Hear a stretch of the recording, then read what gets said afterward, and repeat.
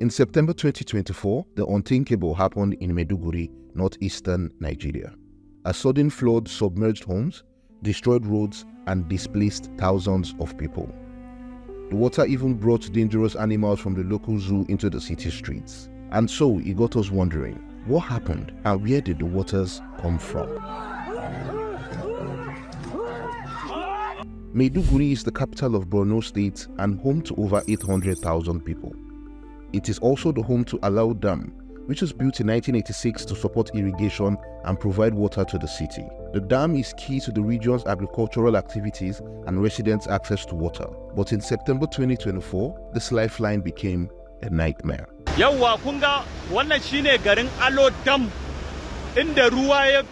By early September, heavy rains filled the Alau Dam to its limit. This is a common occurrence during Nigeria's rainy season. But this year, the dam could not hold the water. One of its channels collapsed, sending torrents of water downstream, straight into the city. To better understand the root causes of the flood, we spoke to Murtala Abdullahi, a climate researcher based in Abuja, and here's what he said. So basically, the flood disaster in Maiduguri cannot be attributed to just one factor. It's a combination of several things coming together. So more recently, there's been a high level of unusual rainfall in Maiduguri, and so the dam had accumulated a lot of water. And then secondly, also there were concerns about the structural integrity of the dam because of an initial flooding that occurred in 2020, which had caused like damages to one of the spillways in the dam. So the dam was weak. It didn't have the capacity to take in that enormous size of water. Then there's also other factors like the lack of drainage. That's man-made drainage systems, like effective drainage systems that will help move that water. Although the water was overwhelming, so the drainage system didn't have any luck anyway. Then secondly, there's also the factor where the river systems have deficiencies that make it difficult for them to also move high volume of water, either because of silt, that means accumulation of sand over time in the river systems that reduce the ability to serve as effective drainage systems. And then secondly, also Maiduguri has grown rapidly over the years due to the war. So you have a lot of people who have settled in Maiduguri, and some of the places that they've occupied are natural drainage systems, either that absorb water or allow water to move. And so this could explain partially why. So these reasons explain why the flood disaster happened and why the flood water is not moving as fast as it should. For thousands of people, the flooding meant immediate evacuation. Entire neighborhoods like Gwangi and Fori were submerged. People lost homes, businesses, and farms. Women and children, who are often the most vulnerable in disasters like these, faced extreme hardship. People have taken to social media to share tales of despair after the floods happened. Shuaib Sambo is one of such people. The young man, who according to his post is based in Maiduguri and works as a product designer, took to X to share how he lost everything he had due to the flood. "My current net worth is just the clothes I'm wearing, my phone and my power bank," he wrote. At the State Museum Park, the flooding killed about 80% of the animals, while an unknown number of reptiles have escaped. But this isn't the first time we're experiencing a flood of this scale from this dam. In September 1994, just 8 years after the dam was commissioned, the Alau Dam overflowed, leading to flooding not just in Maiduguri, but across 6 Nigerian states and parts of Cameroon. Potentially, and this is why there's a lot of conversation around the government should have anticipated what happened, the capacity of Alau Dam should have been expanded, or the integrity of the dam should have been a real focus, because now that we have more severe rainfall, that should have been put into the mix of preparedness. And then there's also concern that the government didn't do well in terms of how it responded.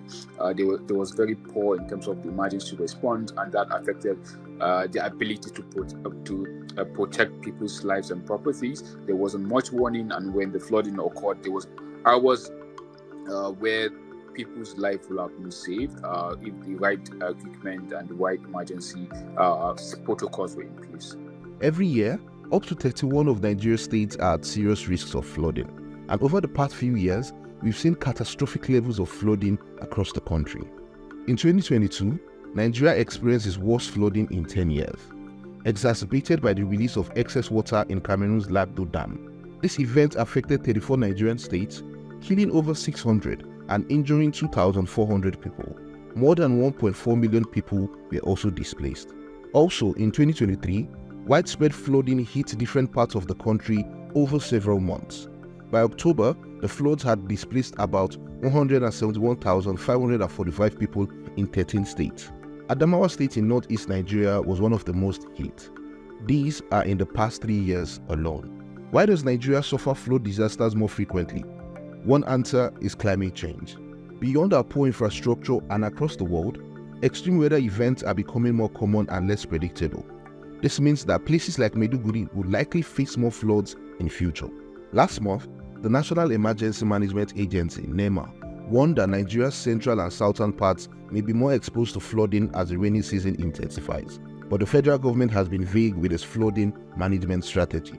While that plan is still in the works, the president has ordered the evacuation of victims and the setup of 3 temporary shelters. Murtala also believes that to ensure that the flooding off the allowed time does not happen again, 3 things need to be done. Say 3 things, or in 3 stages. You have the short term. What people need now is relief.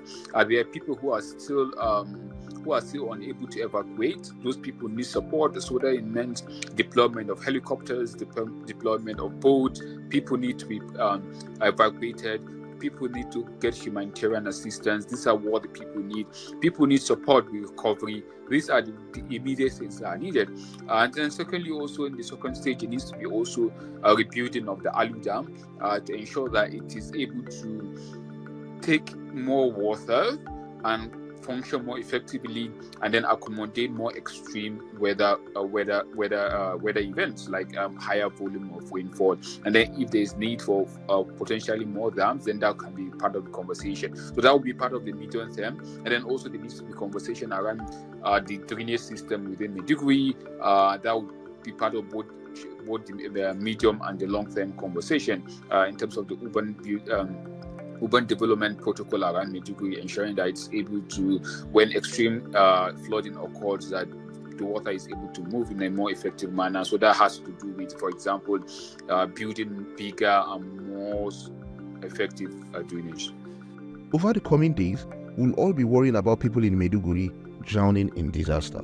But more and more, there continues to be a growing need to address the root causes, better infrastructure, and all the other root causes that make sure we prevent the next disaster.